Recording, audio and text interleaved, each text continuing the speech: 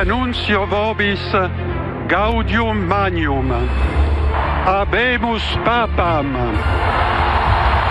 Eminentissimum ac reverendissimum Dominum.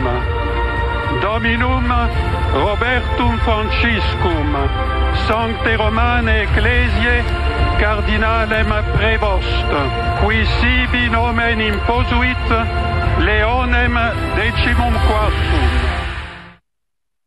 Questa è la pace di Cristo risorto, una pace disarmata e una pace disarmante, umile e perseverante. L'umanità necessita di Lui come il ponte per essere raggiunta da Dio e dal suo amore. Me permiten también una palabra, un saludo en modo particular a mi querida diócesis de Chiclayo en el Perú, donde un pueblo fiel ha acompañado a su obispo, ha compartido su fe.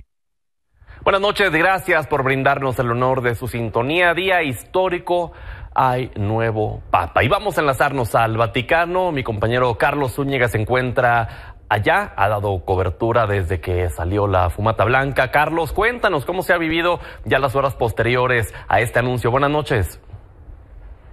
Pedro, ¿qué tal? Buenas noches, un saludo hasta la Ciudad de México. En nuestras manos está la edición extraordinaria del periódico de Observatore Romano, que es el diario oficial del Vaticano, político religioso aquí dice, con la fecha de hoy, jueves 8 de mayo de 2025, Habemus Papam, Robertum Franciscum Prevost, quien se impuso el nombre de León XIV. Y aquí la fotografía de el estadounidense con nacionalidad peruana saludando por primera vez desde el balcón la logia central de la Basílica de San Pedro.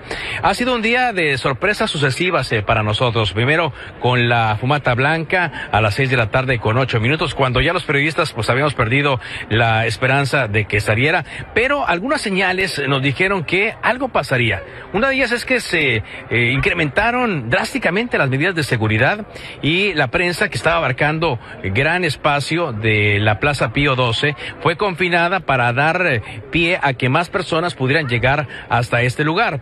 De tal manera que pudimos nosotros estar prevenidos de lo que ocurrió cuando salió la fumata blanca. Luego esperamos a que el cardenal protodiácono saliera a dar a conocer el nombre de la persona que era el nuevo papa. Mucha gente se quedó sorprendida cuando pronunció en latín este nombre, Robertum Franciscum Prevost, porque no era alguien que sonara mucho ante las apuestas que había, los perfiles que estuvieron en los medios de comunicación y en las redes sociales. Cuando este hombre apareció después en la logia central, en el balcón, pues sí, mucha gente le quería conocer, le quería observar bien para darse cuenta, para que les cayera el 20 de que es el nuevo papa. Ya cuando empezamos a ver los datos biográficos y estos comenzaron a trascender a través de los medios de comunicación, pues entendemos un poco la decisión que tomaron los 132 cardenales que lo eligieron hoy como papa. Las personas peruanas y estadounidenses se convirtieron inmediatamente aquí en la Plaza de San Pedro en los más buscados por los medios de comunicación. Estaban muy contentos, muy felices, jóvenes que atiborraron esta plaza, comenzaron con cánticos y con porras ya para este papa, y pues a partir de ahora empezaremos a ver cómo continúa con la línea de su antecesor y cómo comienza a enfrentar los problemas de la Iglesia Católica, que quedaron bien delineados en las conversatorios generales que tuvieron los cardenales antes de el cónclave. Así es que, pues sorpresa, un hombre quizá desconocido hasta hoy para el mundo católico será el sumo pontífice, Robert Franciscum Prevost, de 69 años de edad. Es el reporte que te tenemos. Saludos hasta la Ciudad de México. Buenas noches, Pedro. Gracias, Carlos. Buenas noches, excelente cobertura. Y líderes mundiales celebraron este nombramiento. La presidenta de México, Claudia Sheinbaum, felicitó al nuevo jefe del Estado de la Ciudad del Vaticano, ratificó la convergencia humanista de su gobierno a favor de la paz y prosperidad del mundo. Donald Trump calificó como un honor saber que Prevost es el primer papa estadounidense. Dina Boluarte, presidenta de Perú, a través de un mensaje destacó que es un momento histórico para el Perú, ya que el nuevo pontífice es ciudadano peruano por elección, aunque muchos más se han sumado a las felicitaciones, como Giorgia Meloni, Emmanuel Macron, Díaz-Canel, Gustavo Petro, Netanyahu, Zelensky, Vladimir Putin, entre muchos otros. Pero ¿quién es el Papa León XIV? Bueno, es considerado como alguien que dará continuidad a algunas de las reformas hechas por el Papa Francisco. Él mismo se dijo hijo de San Agustín. Aquí el perfil.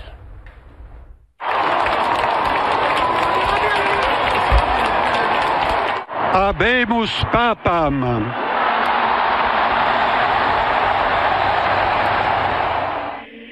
Robert Francis Prevost, quien adoptó el nombre de León XIV, fue elegido papa y líder espiritual de más de 1.000 millones de católicos en el mundo. Esto durante el segundo día del cónclave, y luego de 4 votaciones de 133 cardenales. Nació en Chicago, tiene 69 años, un doctorado en Derecho Canónico y estudios en Matemáticas y Teología. Habla 5 idiomas y conoce de otros. Ha pasado más tiempo fuera de Estados Unidos, sobre todo en Perú, donde fue misionero, párroco, profesor y obispo, e incluso tiene la nacionalidad peruana. El Papa Francisco lo nombró prefecto del dicasterio para los obispos, por lo que decidía quién podría ser obispo, y ahora es el Papa número 267 de la historia. Es muy importante que el obispo reconozca que en primer lugar está llamado a servir, acercarse al pueblo y buscar a los que quizás están un poco lejos. El obispo tiene que estar con el pueblo, escuchando, conociendo su realidad. En Chiclayo, Perú, fue criticado por las denuncias de abusos en el clero y sus faltas de pronunciamientos firmes. Y en el Vaticano, algunos lo ven como muy progresista y otros dudan que haya grandes cambios en la Iglesia. El primer papa estadounidense representa continuidad con el legado de Francisco por el servicio a los pobres y los inmigrantes. Además, ha sido crítico de las políticas migratorias de Donald Trump y el uso de la fe para justificar deportaciones. Incluso en sus redes compartía críticas por las posturas del gobierno estadounidense y quienes siguen sus políticas.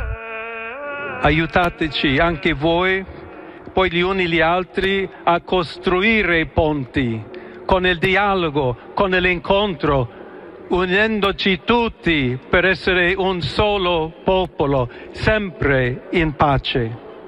Grazie a Papa Francesco.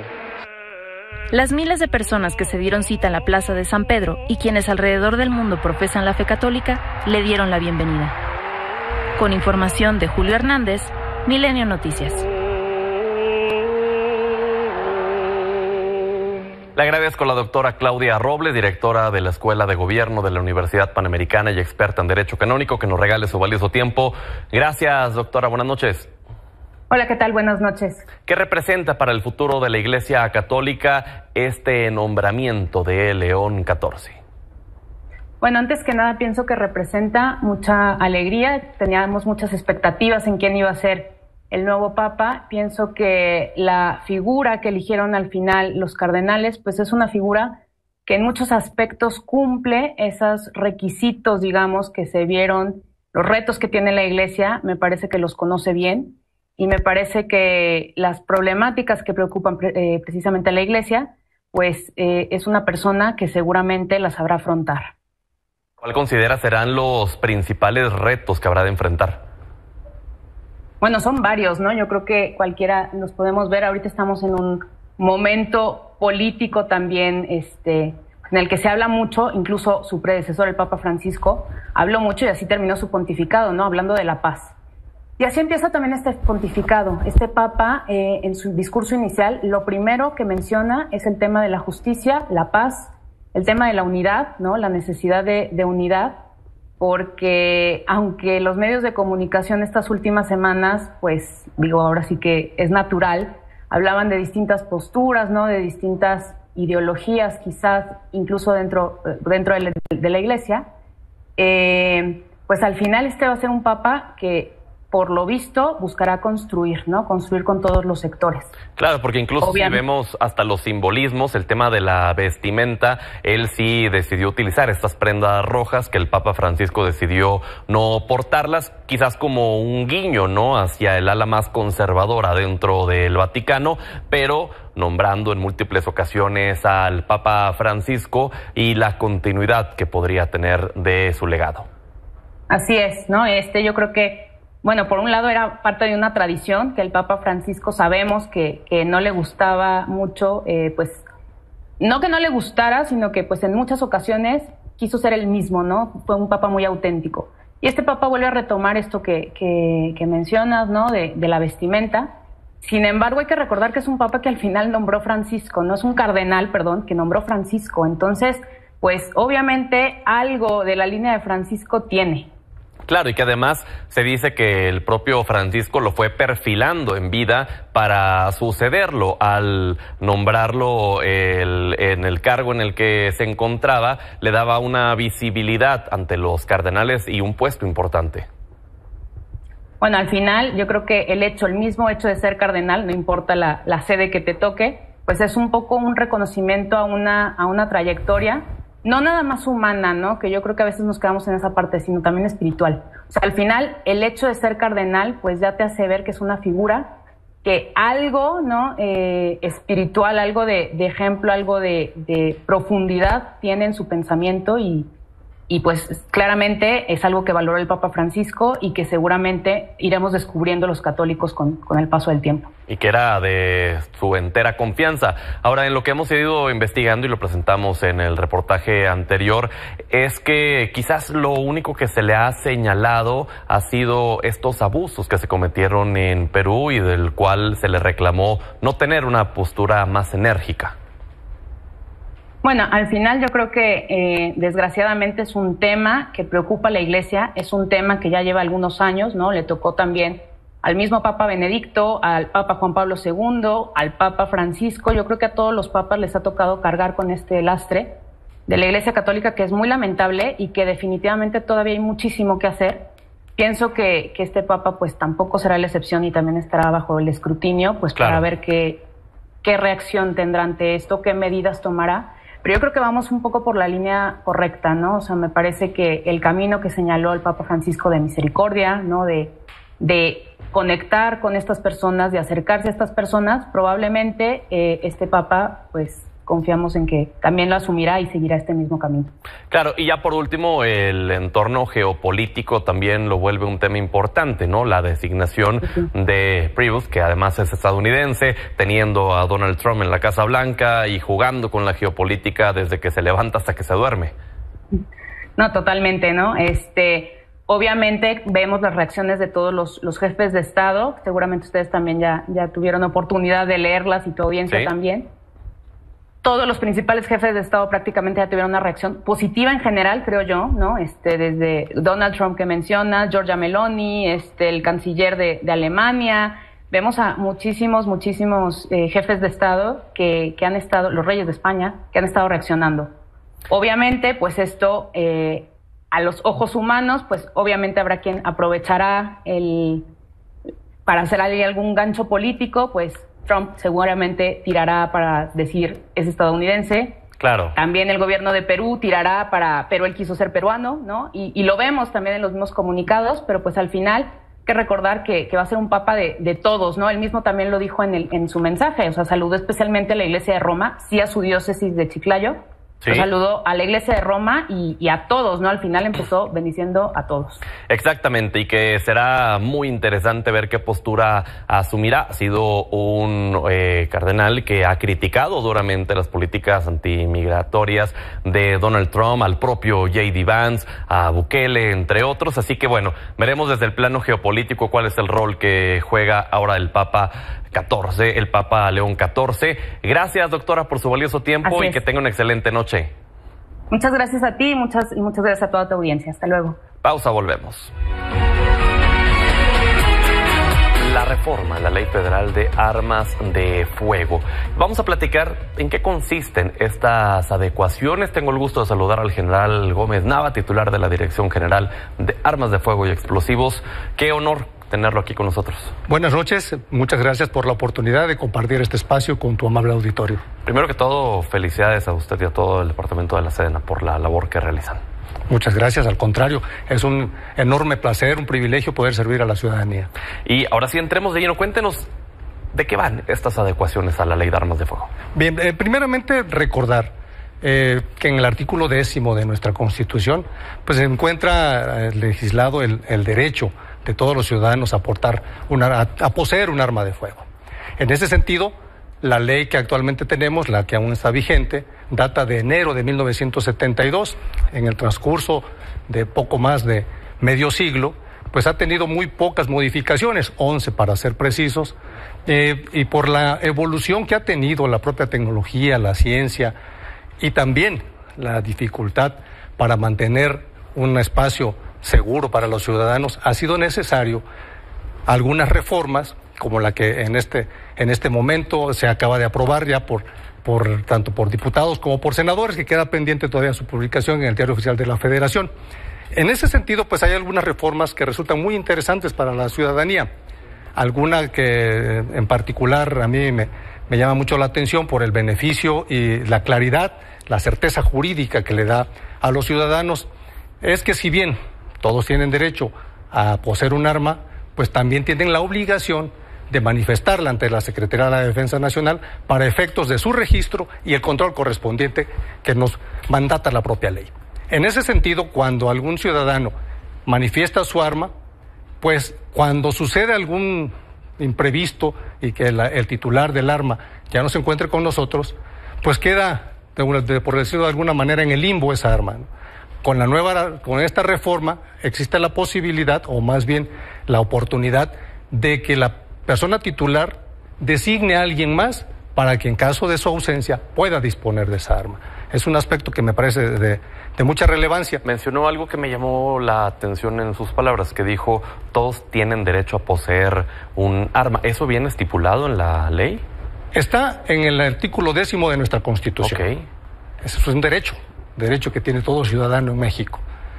Bueno, pero hay que regularlo. Claro. Como sucede con todos los derechos que tenemos, tiene cierta regulación. Claro, y tienes que tener el permiso correspondiente, y para ello es todo esto. El mismo artículo mandata a la Secretaría de la Defensa Nacional que exista un control de todas las armas que se encuentran en el país.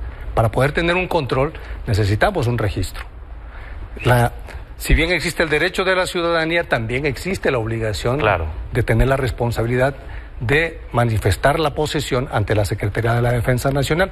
En ese orden de ideas, la ley, con la reforma, establece cuáles son las armas que están permitidas para poseerse en su domicilio, entre otras circunstancias, pero también cuáles son las armas que están prohibidas o que son reservadas su empleo para las Fuerzas Armadas. ¿Y cuáles son, por ejemplo, las sanciones? Siguiendo con este ejemplo, todos tenemos derecho a poseer un arma, pero hay que registrarlas, hay que hacer el procedimiento. ¿Cuáles son las sanciones para quienes no lo registran?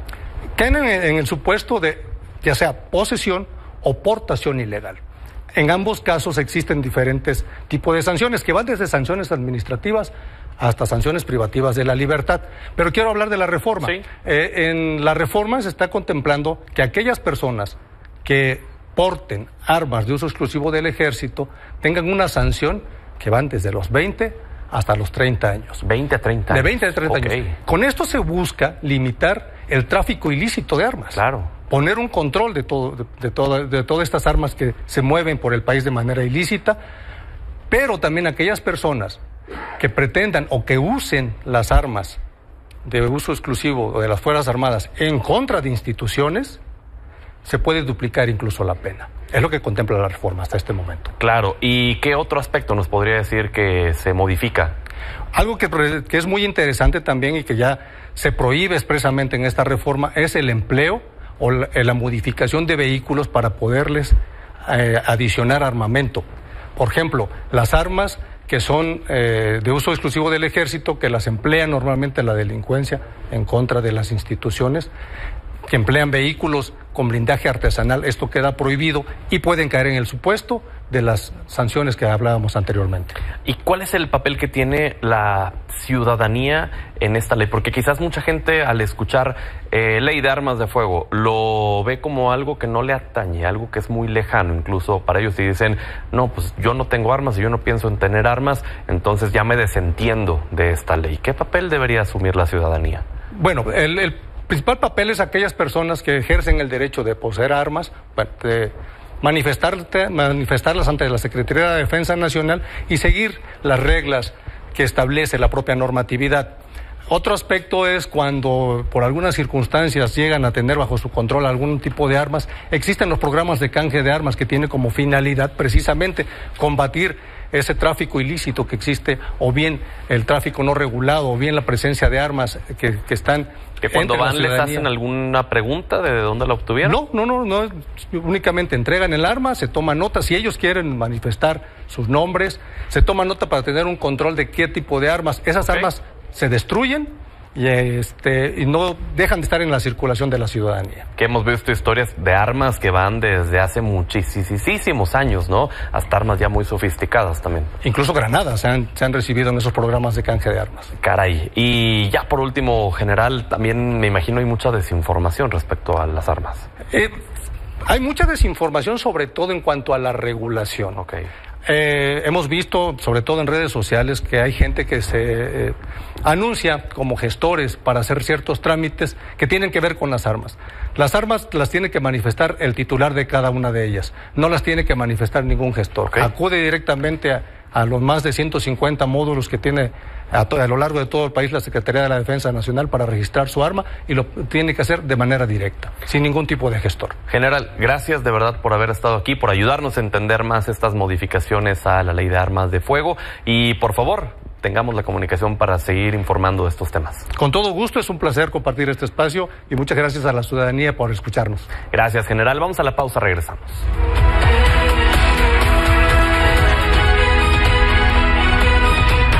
Los Sultanes de Monterrey tienen un nuevo inicio en esta era, porque a partir de hoy su casa se llamará Walmart Park. Vamos a enlazarnos con mi compañero Daniel Santillán. Cuéntanos por qué, Daniel. ¿Qué tal, amigos de Milenio La Afición? Los saludo con muchísimo gusto desde el nuevo Walmart Park, casa de los Sultanes de Monterrey, y el día de hoy se ha marcado historia con esta nueva alianza entre una empresa líder en supermercados y también un equipo líder en el béisbol mexicano. Fue en una asamblea en la que estuvieron los nuevos copresidentes de los Sultanes de Monterrey, también toda la gente directiva de Walmart México, que estuvieron dando los pormenores acerca de esta nueva alianza, que incluye que ambas empresas se van a ser responsables también del desarrollo del béisbol en nuestro país. Saben del potencial que hay de este deporte y también del mucho crecimiento que ha tenido en los últimos años. Además, algo que llama poderosamente la atención es que este recinto se utiliza no solamente para el béisbol, sino para espacios de recreación, para conciertos, y es algo que sin duda alguna hará que ambas marcas se beneficien. Así que el día de hoy se marca historia, y la nueva casa de los Sultanes de Monterrey se llama el Walmart Park. Amigos de Milenio La Afición, es la información que tenemos desde Monterrey, Nuevo León. Regreso micrófonos al estudio. Gracias y felicidades para Sultanes.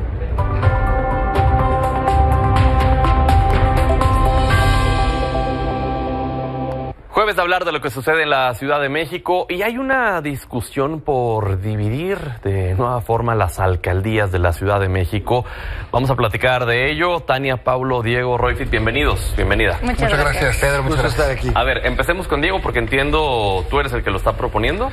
Así es, justamente estamos dando cumplimiento a un mandato constitucional. Nuestra Constitución desde el 2017 ordenó al Congreso entrar al análisis para generar división de las alcaldías según un criterio de equilibrio poblacional. Se presentó una propuesta en la primera legislatura, se quedó congelada, luego también en la segunda, también la congeló Morena, el grupo mayoritario, y en esta tercera legislatura la ha suscrito Movimiento Ciudadano, el PRI y el PAN. Estamos buscando otras firmas más, sumando a más fuerzas políticas, porque no se trata de un tema electoral o político, sino de darle cumplimiento a nuestra Constitución, como te lo digo. Proponemos que Gustavo Madero sea dividido en 3 nuevas alcaldías, en virtud de que tiene 1.200.000 habitantes. Para efecto de que cada nueva alcaldía ahora tenga 400.000 habitantes aproximadamente. Que Iztapalapa, que tiene 1.600.000 habitantes, se ha dividido en 4 para quedar así en 450.000 habitantes las nuevas demarcaciones.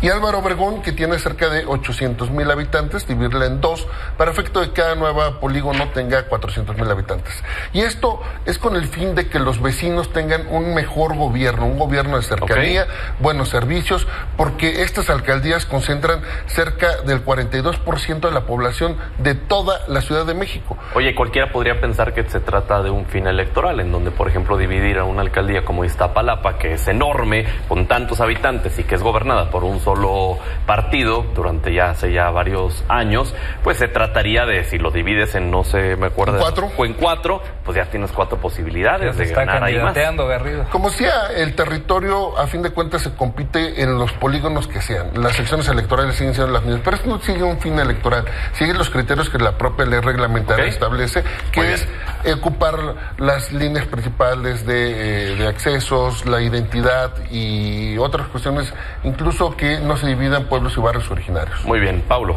Nosotros no vamos a llevar a la incertidumbre jurídica a la gente. Este tipo de cambios, por más que puedan sonar bien o mal, tienen una serie de consecuencias que la gente tiene que saber. Son cambios en los recibos que uno recibe en casa, son cambios también en los títulos de propiedad de las escrituras. Entonces son problemas para la gente. Si el espíritu es prestar mejores servicios, decir que se puede sin necesidad de llegar a esto, yo les invito a todos a que revisen lo que hizo nuestra hoy jefa de gobierno cuando fue alcaldesa de Iztapalapa. Iztapalapa, un territorio muy grande, desde luego, territorializó los servicios, construyó 12 direcciones territoriales muy robustas, con buena capacidad de gestión, sin necesidad de llevar a la incertidumbre jurídica a la gente. A mí esto, igual que tú, Pedro, me suena más a un tinte electoral. Estas alcaldías a la carta me dan desconfianza, ya hasta las tiene aquí trazadas Garrido, no sé si ya se quiere apuntar a alguno de los cachitos que está promoviendo, pero nosotros, ser muy claros, no vamos a llevar a la incertidumbre jurídica a la gente. Dani, ¿ustedes apoyan esta iniciativa? Se ha planteado desde hace muchos años, es un debate muy largo y muy viejo, esto desde Porfirio Díaz, desde mucho antes empezaron a dividir las alcaldías, también cuando se creó desde el Distrito Federal a la Ciudad de México, con Enrique Peña Nieto, que se le dio esta calidad de otro estado de la República a la Ciudad de México, se veía si se necesitaba dividir o subdividir las ciertas alcaldías para dar mejores y prestaciones de servicio a la gente que tiene catalogados de deficientes estos servicios, principalmente en 3 alcaldías, como ya lo dijeron Gustavo Madero, Iztapalapa y también Álvaro Obregón. El tema aquí, y creo que hay que cuestionar también, ¿por qué los gobiernos de hoy están dando servicios tan deficientes a la gente? Por lo cual no hay servicios urbanos de calidad, de verdad no hay agua, hay acarreo de agua, las pipas tienen que llegar porque no tienen ni siquiera servicios de calidad, ni drenaje, el asfalto, y justamente por estas cuestiones se cree que igual una de las vías para solucionar el tema es que haya otro subdivisiones para que haya entonces alcaldes que tengan la capacidad, la eficiencia y la eficacia de dar respuesta a la gente. Hay una necesidad de darle servicio a la gente, el servicio que se merece, la atención que se merece. Hoy los alcaldes están quedando de verdad con papeles muy deficientes en estos temas, también el tema de seguridad, y creo que aquí es donde tenemos que plantear. El secretario Encinas ha mencionado justo que esta reflexión en la ciudad tendrá que ser en algún momento inevitable para que haya una homologación de las alcaldías en relación a cada una de ellas y no haya unas tan pobladas y otras tan pequeñas como por ejemplo es el caso de Milpalta y Coajimalpa. Muy bien. Royfit, ¿ustedes entonces acompañan? Es que eso ya es una decisión que se tomó desde el constituyente. O sea, a mí me llama mucho la atención la postura de Pablo porque pues eso ya viene en nuestra Constitución y como muchas de las cosas que se establece y que a Morena le interesa, pues son letra muerta. Eso ya es una discusión que está en la Constitución y que más bien lo que deberíamos estar planteando es cómo lo vamos a hacer. Y yo quisiera agregar ¿La Constitución estipula que se tiene que hacer? No. Por supuesto, ya establece la división territorial de las alcaldías. Ya es una obligación que tenemos que cumplir. ¿Hay sanción si no lo hacen? No, por supuesto que no, y por eso pues están descuidados, por eso no tenemos leyes secundarias, por eso no tenemos la discusión de la división territorial de la ciudad. Yo creo que ahí por eso quiero agregar otro tema, que es las facultades de las propias alcaldías. Yo creo que ya tenemos que avanzar en la discusión de para qué hoy en la Ciudad de México necesitamos estas alcaldías. Han quedado como órganos administrativos, únicamente gestionando servicios. Cada vez se les ha acotado más facultades, cuando son los que tienen la responsabilidad de responderle en primer lugar a las comunidades. Hoy están acotados en el tema de planeación, de desarrollo urbano, de agua, de seguridad. Hoy hay un tema que yo he traído a la mesa, por ejemplo, el tema de seguridad. Pues hoy las alcaldías que pagan seguridad, pues son las que pueden contratar más policías, las que tienen mejores condiciones, y las que no les alcanza, pues con lo que hay en la ciudad. Entonces me parece que la discusión tiene que ir más allá, pero no a partir de una cerrazón y un sospechosismo. Creo que ya está en la Constitución, y lo que tenemos que hacer pues es abrir una discusión seria. Encinas lo planteó, primero la planeación, primero el instituto, luego la planeación y luego la división territorial, y me parece que esa es una ruta correcta. ¿Y representaría una oportunidad para poder tener más gobiernos? Pues de oposición. Definitivamente, habiendo 22 alcaldías, pues la posibilidad existe, pero no es, me parece que el fondo, en una de esas hasta le conviene a Morena, pero no es lo que nos estamos planteando. El tema es cómo le resolvemos efectivamente a las comunidades, a las colonias, a los vecinos, pues que mejorar la calidad de vida. Este planteamiento que hacen de Iztapalapa, pues únicamente descentralizó los servicios, pero no mejoró sustancialmente las condiciones. ¿Levantaste la mano? ¿Quieres responderle? De esto último están las respuestas de la encuesta de servicios, satisfacción de servicios que hace el INEGI, cómo mejoró durante la administración de la jefa de gobierno Clara Brugada. Pero bueno, aclarar lo de la Constitución, que es importante. Hay un artículo transitorio, el 28º, que habla sobre esto. Dice, leo textual, deberá iniciar el proceso de revisión de la configuración de la división territorial. Es decir, mandata una revisión que hizo el Congreso en la primera legislatura, ya lo dijo el propio Garrido, una comisión que encabezó la compañera diputada Yuridia Ayala. Se allegó incluso de opiniones de instituciones como la UNAM y de investigadores de la UNAM.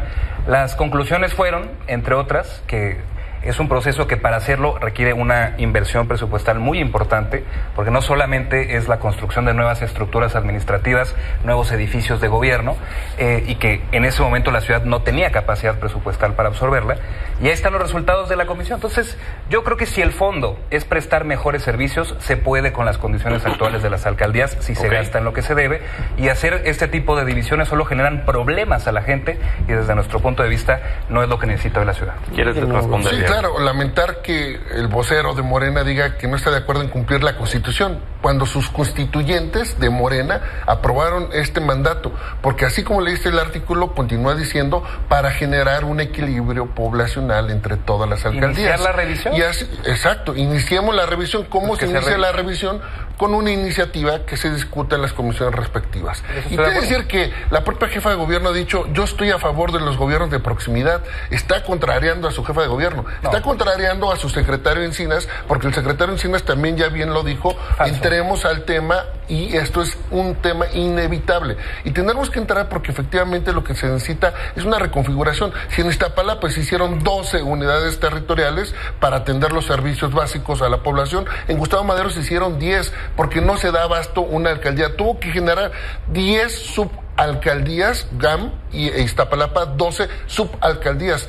Y no así lo hacen otras alcaldías como Benito Juárez, Miguel Hidalgo, cualquier otra. Lo hicieron estas porque tienen tanta población equivalente al de algunos gobiernos como Colima, Aguascalientes, Hidalgo. La población es tanta que no se dan abasto, y por eso también hay que decirlo, hay muy malos servicios. Lo que nosotros buscamos a fin de cuentas es que los ciudadanos tengan buen servicio de luminaria, poda, desasolve, bacheo, banquetas. Buenos servicios es lo que se merecen por tanto impuesto que pagan.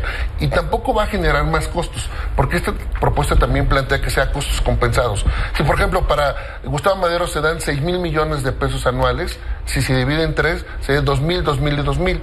Y de esta forma... ¿3 edificios de gobierno en la GAM? Sí, hay muchos, hay 10. Tú mismo lo has dicho. No, en Iztapalapa hay 12. Una alcaldía completa. Por supuesto. Para que sesione el consejo. Es el desconocimiento que a veces tienen, porque hay 10 edificios de direcciones territoriales que proveen los servicios respectivos. Nos quedan 5 minutos para hacerlo terminar el programa. Para 2030, tampoco es para que sea mañana. Muy bien. Hay tiempo para la transición. Ok, Tania, breve por favor, y luego vamos con Roy. Mira, yo creo que aquí hay algo importante, pero no entiendo por qué a mis compañeros les sorprende. Morena pisotea la ley, no obedece la ley, desdeña la ley, pero todos lo sabemos desde antes. ¿Cuándo Morena, yo les pregunto a mis compañeros, ha respetado lo que dice la Constitución, se ha preocupado por cumplir las leyes y los transitorios historias desde que hoy somos Congreso de la Ciudad de México, es la tercera legislatura y tenemos atrasos, como ya lo dijo el compañero Royfield, de las leyes secundarias de temas prioritarios, pero a Morena no le importa la ley, no le importa la Constitución, no le importan las obligaciones, no le importa la división de poderes, no le importa la democracia, por supuesto que no le importa el ordenamiento territorial ni la planeación de la ciudad, que urge, y postergarlo al final de cuentas va a hacer que un día sea indispensable y urgente plantear los temas y resolverlos de fondo, como ya lo dijeron. Las atribuciones de las alcaldías están acotadas las responsabilidades de las alcaldías, y sí es un tema de los que tenemos que plantear de fondo. El problema es que en el Congreso de la Ciudad de México, como ya es una oficialía de partes de parte de Morena, no se atreven a plantear los temas que necesita la ciudad, y eso es una vergüenza, porque el Poder Legislativo hoy es una oficialía del Poder Ejecutivo y eso no debería suceder. Es un mandato constitucional, tenemos que discutirlo. Yo insisto, tenemos que hablar de las facultades que tienen hoy las alcaldías. Hoy, imagínate, nada más cómo están las 16 alcaldías, más del 50% del presupuesto que se asigna se va a nómina y a gasto corriente. Eso quiere decir que menos del 50% se destina efectivamente a los servicios. Eso tiene que cambiar. O sea, esta división de hacer 12 o 10 direcciones, pues lo único que está generando es esa burocracia que entorpece muchísimo más la generación de soluciones. Y entonces, suponiendo que las dividan, ¿tendría que haber elecciones para elegir a los gobiernos de... Claro, así como hay para 16, así habrá para 22, o pueden ser 25, pueden ser 18. La discusión es la que se tiene que dar. A mí me parece que es momento de plantear una reforma política de la ciudad en términos de las alcaldías, en términos de la descentralización, de las responsabilidades que tienen los alcaldes, que cada día la ciudadanía les exige más. Eso sí es una realidad. Cada día la ciudadanía les exige más a los alcaldes y tienen menos herramientas, y me parece que ahí es donde tenemos que entrar. Vamos a entrar a planear la ciudad los próximos 15, 20 años. Tenemos que entrarle a la discusión, tienen que estar ser parte de esta planeación. Pablo. Se va a analizar qué es lo que mandata la Constitución. Yo lo que les puse sobre la mesa, que ninguno de los tres me supo contestar, es cómo resolvemos la incertidumbre jurídica que quieren trasladarle a la gente con un cambio administrativo de nombre. Porque son cambios en los recibos, cambios en las escrituras, antes problemas. Era Distrito Federal y ahora es Ciudad de México. De acuerdo con planear, yo mismo he propuesto, como legislador en lo individual, que se gaste más presupuesto en servicios públicos, que es la tarea fundamental de las alcaldías. Eso estamos de acuerdo. La pregunta es, ¿cómo planeamos bien la ciudad, gestionamos bien los servicios y transferirle problemas a la gente? Ya la gente tiene 1000 cosas que atender como para ahora estar haciendo filas y trámites por las ocurrencias acá de los diputados de Acción Nacional. En realidad eso las alcaldías a la carta que quiere construir la oposición. Un problema. O sea, eso en realidad no es un problema. Plantearlo así como un impedimento para no entrarle a la discusión me parece que es un absurdo. Que se conteste. Muy bien. Que su gran argumento sea contraargumente. ¿Cómo cambia el recibo de la luz de un hombre a otro? O sea, de verdad, hay que venir un poco más preparados, porque esta propuesta, Garrido, como bien dijo la propia diputada Morena Yuri en la segunda legislatura, tuvo una respuesta favorable del UNAM y del propio Instituto Electoral de la viabilidad de la división de las alcaldías. Nada más que, pues por temas políticos le dieron la instrucción de pararlo y por eso se paró en la segunda. Pero ahorita están en la posibilidad de hacer historia y sí dar cumplimiento a la Constitución, y para que sea en beneficio de nuestros vecinos y tengan mejor calidad. Nos quedan segundos solamente, entonces por lo que entiendo sí le van a entrar al análisis. Así es. Y ya se ve qué pasa. Muy importante que se revise el resultado del informe de la comisión y decir a la gente que nos escucha, no vamos a llevarlos a la incertidumbre jurídica. Invitamos a Morena que incluso firme la iniciativa y la discutamos después en comisiones. Pues ya salieron ganando, ya mira una revisión. Exacto, pues es lo que o sea, eso veníamos a que aceptaran la discusión, siempre a que abrieran. Con mucho gusto las propuestas. En esta mesa se generan más consensos que ni en la Junta. O sea, el chiste es que allá lo sostengan, porque luego aquí dicen una cosa y allá ya se rajan. Entonces, bueno, que lo sostengan entonces, y aquí nos vienen a decir si no sucede de esa forma. Que no se rajan. Gracias por haber estado con nosotros y gracias a usted por el honor de su sintonía. Hasta mañana.